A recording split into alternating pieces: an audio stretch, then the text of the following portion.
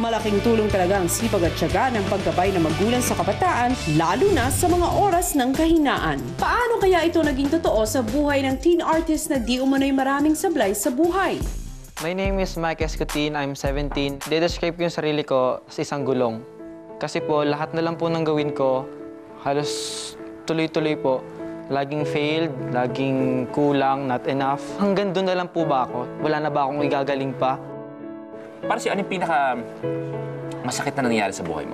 Siguro po yung pinaka masakit na failure po na naranasan ko is yung bumagsak po ako sa course na gusto ko, which is yung architecture po.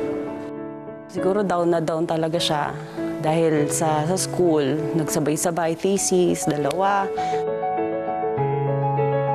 Pagdating ng mga 9 p.m. nung natutulog na ako, bigla siyang dumagan sa akin. Umiiyak. Sabi ko, bakit? Nakabuntis ka ba? Yun kagad yung pumasok sa isip ko.